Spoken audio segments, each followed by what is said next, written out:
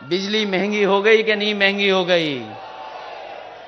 ये जब बिल आता है तो हमारे गरीब सब स्टेशन बनाए, वहीं अगर हमें गरीबों को कोई राहत देनी पड़े तो राहत देने का काम करेंगे। जहां बुनकरों को वैसी की वैसी व्यवस्था देंगे, वहीं हम अपने गरीबों को और मदद करने का और राहत देने का काम करेंगे।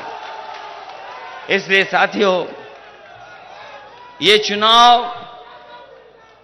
चुनाव कोई मामूली चुनाव नहीं है। ये चुनाव कोई छोटा मोटा चुनाव नहीं है। ये चुनाव इसलिए भी महत्वपूर्ण है क्योंकि बाबा साहब भीमराव अंबेडकर जी ने जो संविधान दिया, उस संविधान से हमारा देश चले, उस संविधान से हमें हक और सम्मान मिले। इन्होंने गरीबों से वोट लिया, बीजेपी के लोगों ने उद्योगपतियों से नोट लिया और जो हमारी सरकारी संपत्ति थी उन पर चोट पहुंचाने का काम किया और एक एक कर करके उन सरकारी संपत्तियों का बेचने का काम हो रहा है। तो सोचो, ये सरकारी संपत्ति जब बिक जाएंगी तो जो बाबा भीमराव अंबेडकर जी ने सपना दिखाया था, जो अधिकार की बात थी, हक की बात थी, वो हक और सम्मान कौन देगा हमें और आपको? इसलिए संविधान बचाने का चुनाव है, लोकतंत्र को बचाने का चुनाव है। और जब सबसे ज्यादा जनता को जरूरत थी मदद की, यही सरकार में बैठे हुए लोग, जब गरीब और हमारे किसान, गांव में रहने वाले लोग, जिन्हें सबसे ज्यादा मदद की जरूरत थी, इस सरकार ने उनको अनाज छोड़ने का काम किया था।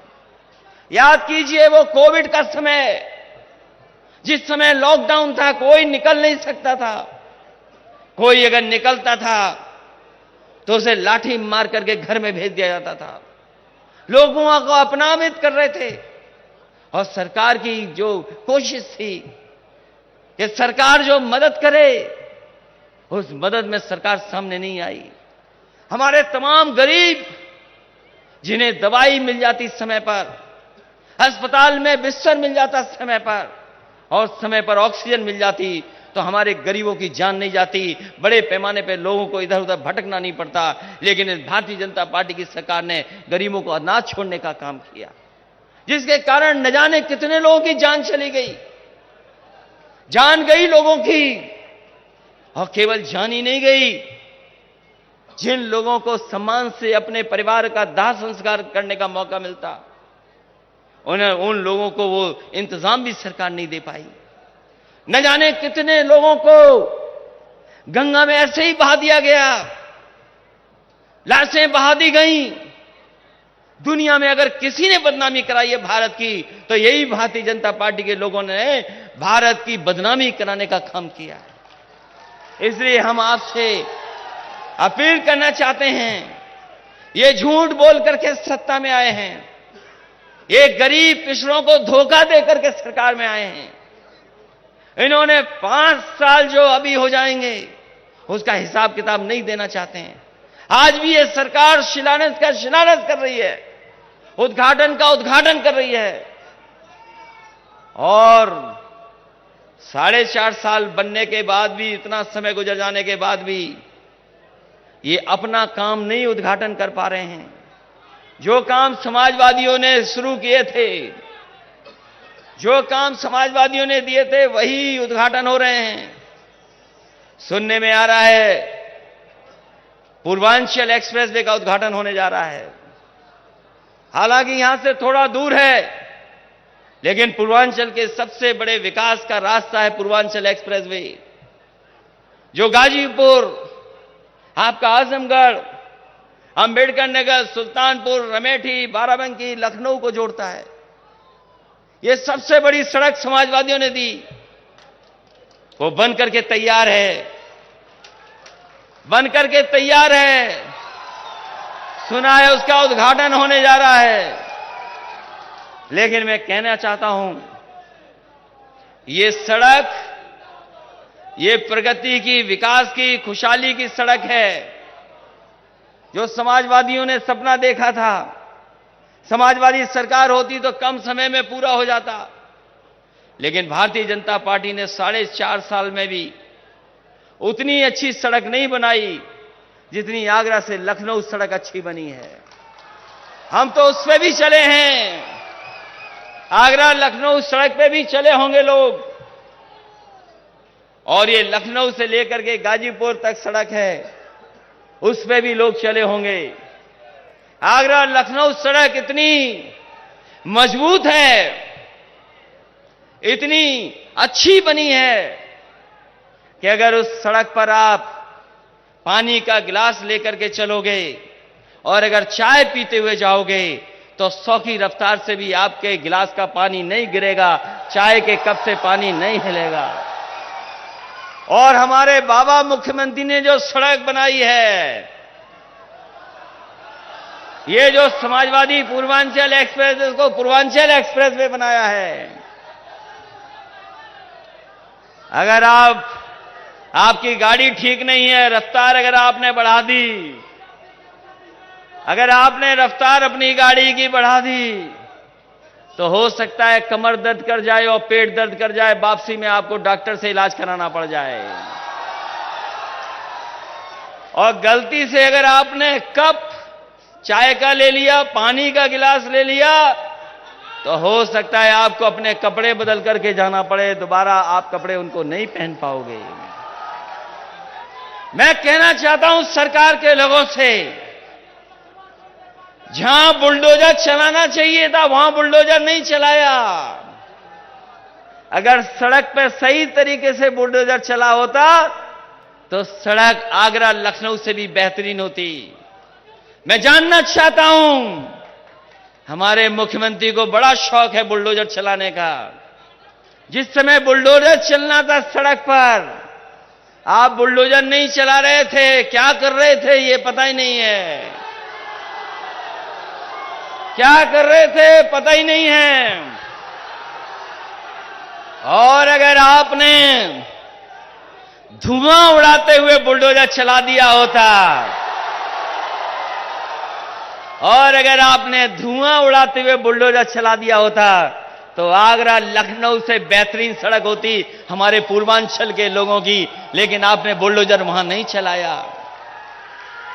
ये हमारे कमाल के मुख्यमंत्री जी हैं, जहां जो काम करना चाहिए वो काम नहीं करते। हमारे मुख्यमंत्री कमाल के हैं, जो काम जहां करना चाहिए वो नहीं करते,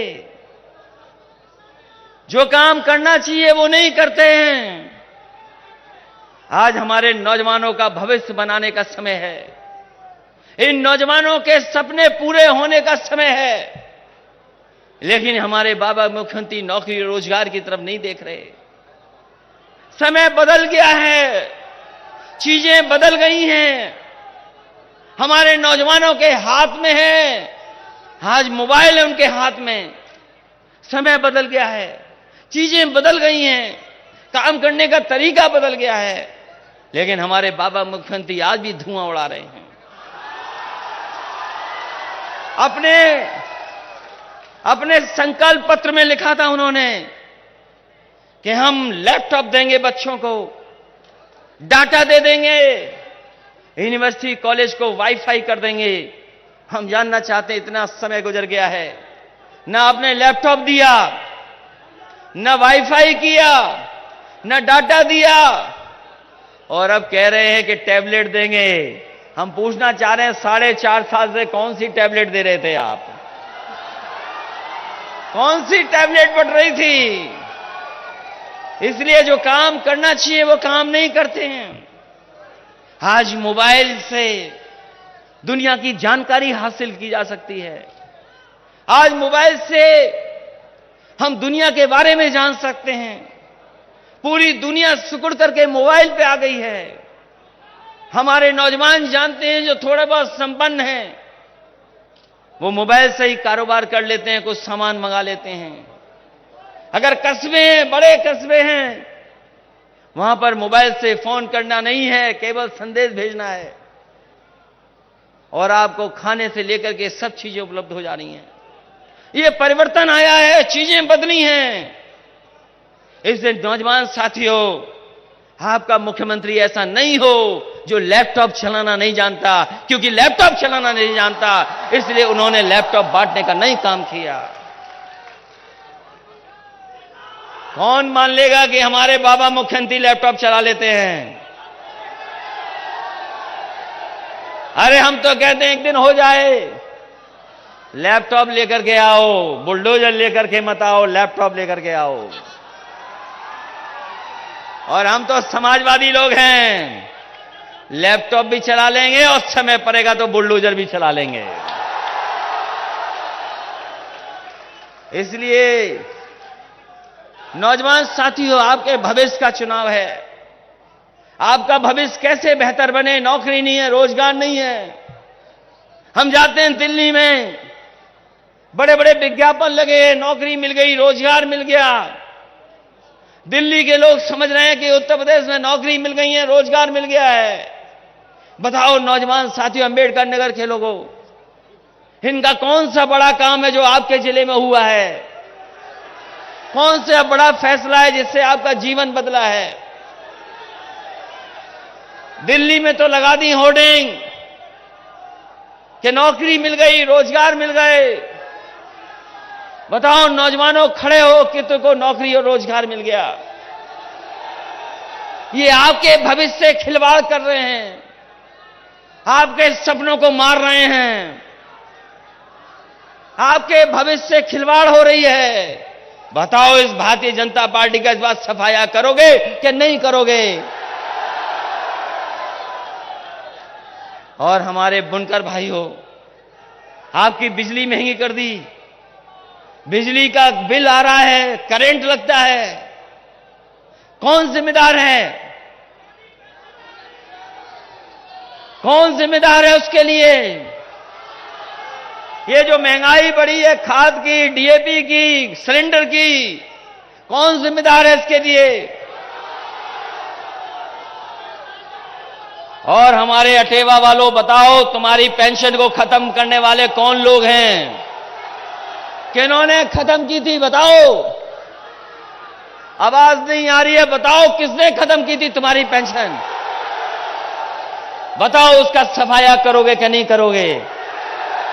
जहां हम गरीबों को राहत बिजली की देंगे, वहीं हम इनकी भी मदद करने का काम करेंगे। ये पेंशन वाले के रास्ता निकालेंगे, क्या कर सकते हैं हम लोग?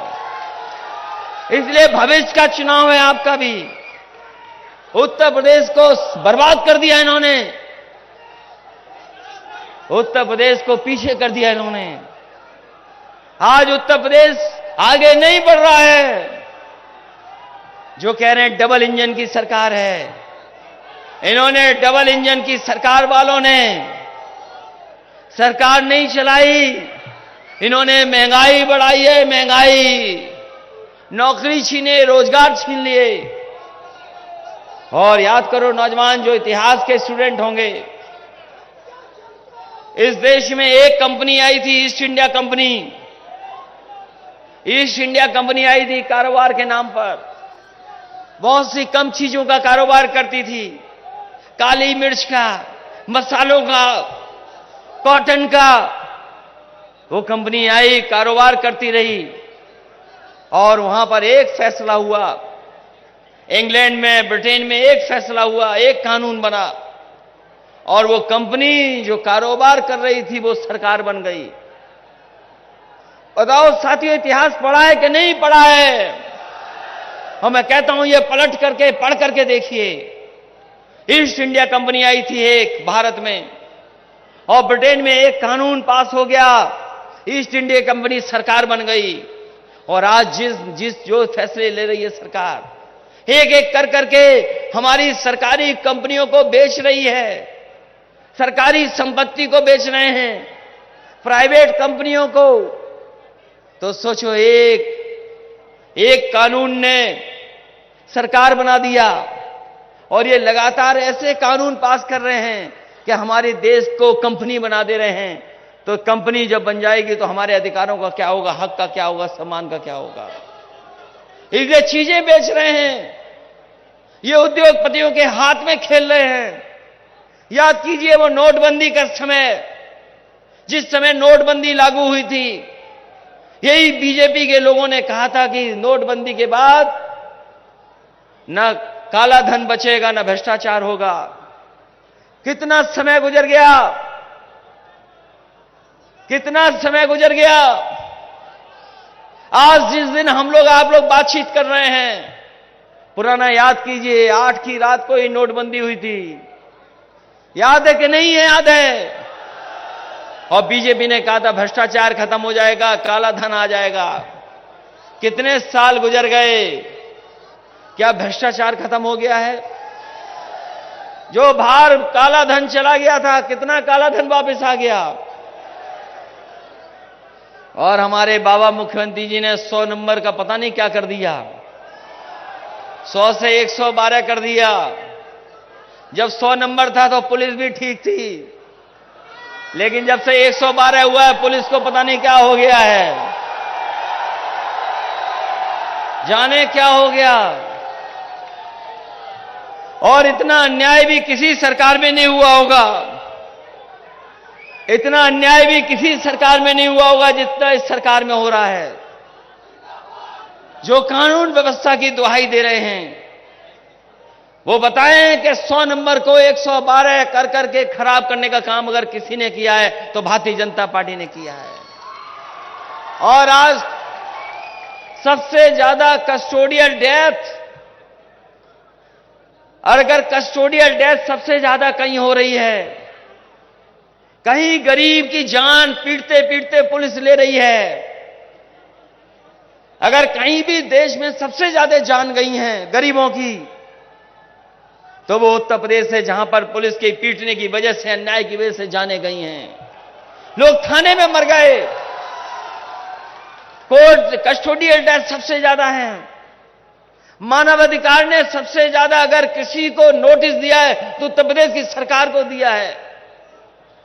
और जो ठोको नीति चलाते थे, जो ठोको ठोको कहते थे सुबह से लेकर शाम तक, बताओ उनके सांसद लोग कूटे जा रहे हैं कि नहीं कूटे जा रहे हैं?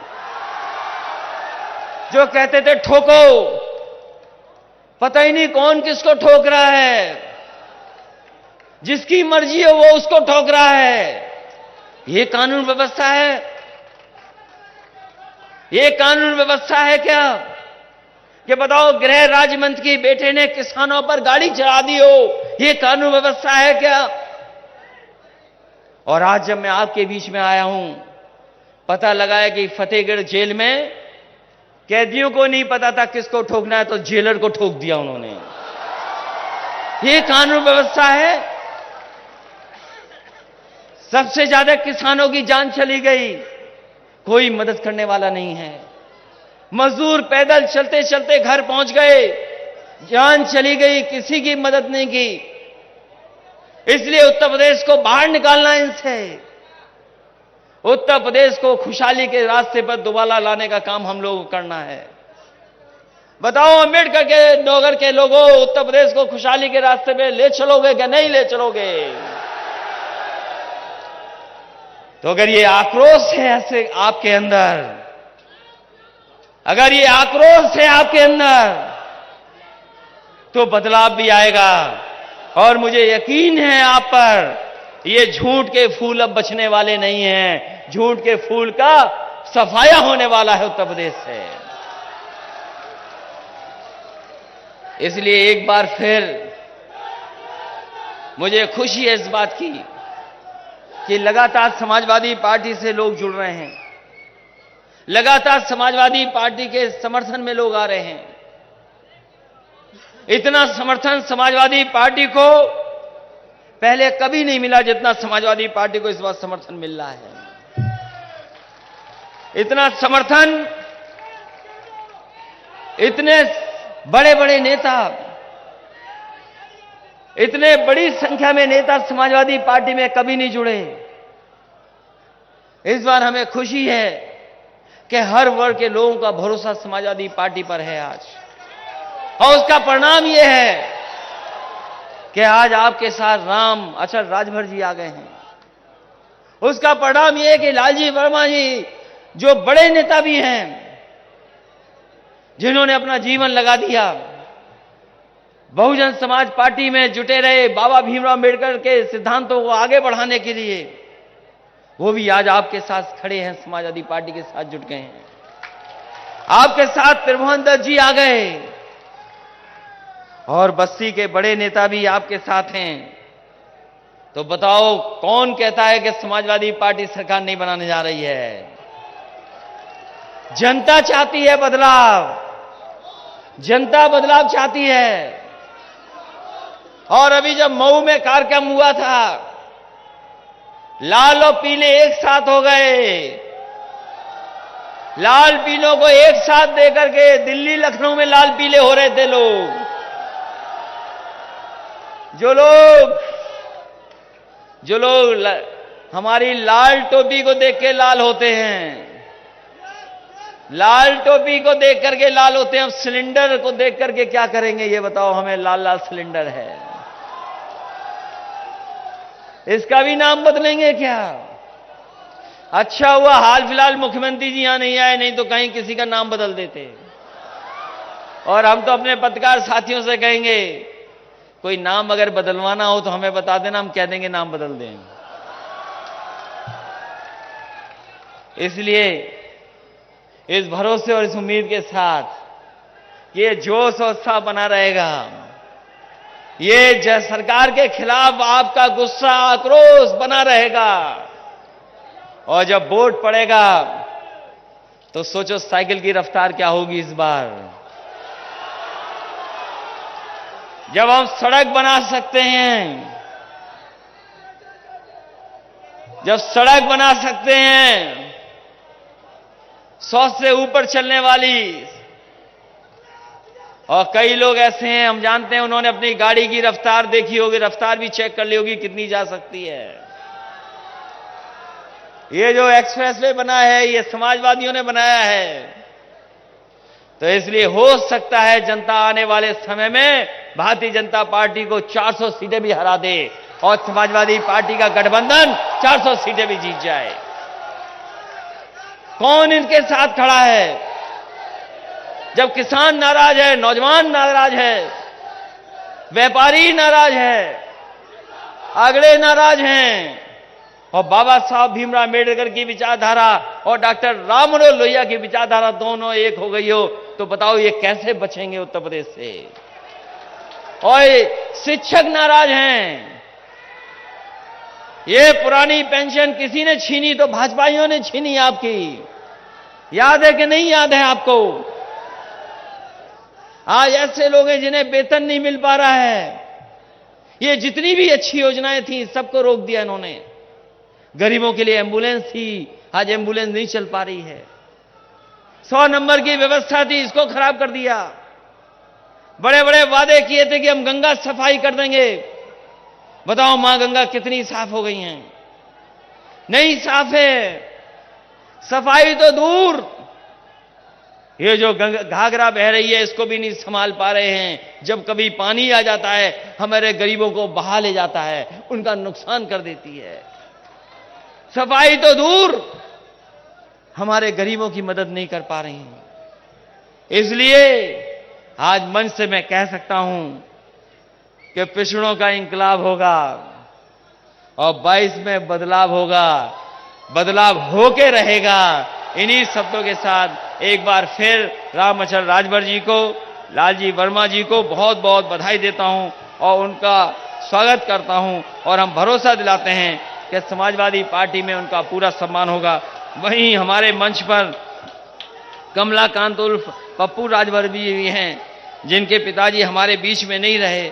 आखिरी समय पर वो हम लोगों के साथ उनको छोड़ के गए हैं। हम उनको भरोसा दिलाते हैं कि उनका भी पूरा सम्मान करने का काम समाजवादी लोग करेंगे। इधर हम लोगों ने कोविड में या कोरोना में बहुत से लोगों को खोया है, वहीं समाजवादी पार्टी के मोतीलाल वर्मा जी और हमारी पार्टी के अजीमुल हक साहब जो पहलवान थे, उनको भी हमने खोया है। इसलिए समाजवादी पार्टी ने इन सबको सम्मान देने का काम लगातार समाजवादी पार्टी करती रहेगी। इन्हीं शब्दों के साथ इस भरोसे और उम्मीद के साथ कि आने वाले समय में बदलाव होगा और बदलाव ऐसा होगा कि उत्तर प्रदेश से भारतीय जनता पार्टी का सफाया होकर के रहेगा। इन्हीं शब्दों के साथ हम अपने किसान भाइयों का धन्यवाद देते हैं। बहुजन समाज पार्टी के आए हुए लोगों का, हमारे पूर्व विधायक जो थे वो भी हमारे बीच में नहीं रहे, जो चुनाव लड़े थे,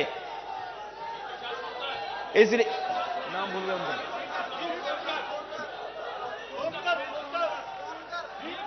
भीम सोनकर जी का उनका परिवार खड़ा है। हमें दुख है कि जहां हम लोगों ने इतने नेताओं को खोला है, हम उनके श्रद्धांजलि भी देते हैं, उनको याद भी करते हैं, उनका समय समय पर समाजवादी पार्टी को आगे बढ़ाने का काम भी याद करते हैं। उन्होंने हम लोगों को आगे बढ़ाने का काम किया। इन्हीं शब्दों के साथ आप सबका बहुत बहुत धन्यवाद करता हूं। इस ऐतिहासिक रैली के लिए बधाई देता हूं। ये एक मामूली जन सैलाब नहीं है।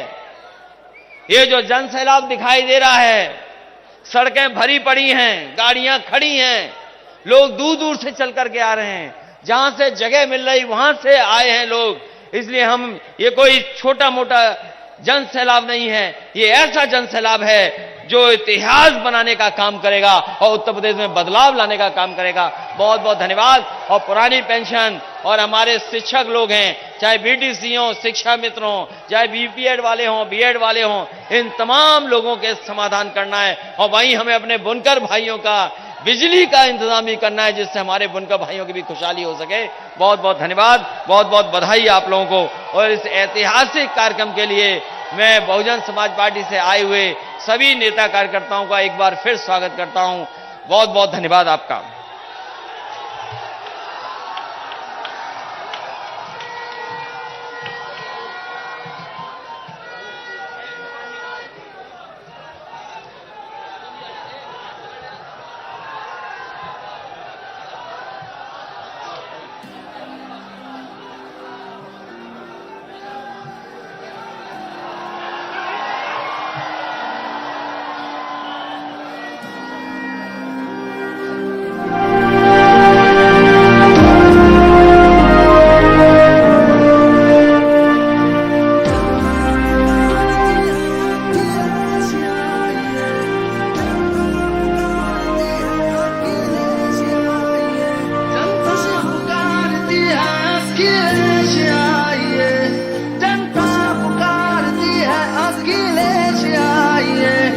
खुशहाली और विकास का सूरज उगाइए, खुशहाली और विकास का सूरज उगाइए। ओ, ओ, ओ, जो लोहिया ने छोड़ी विरासत तुम ही तो हो, जेपी को जिस पे नाज है वो सूरत तुम ही तो हो। अब नेताजी के काम को आगे बढ़ाइए, अब नेताजी के काम को आगे बढ़ाइए। जनता पुकारती है अखिलेश आइए, जनता पुकारती है अखिलेश आइए।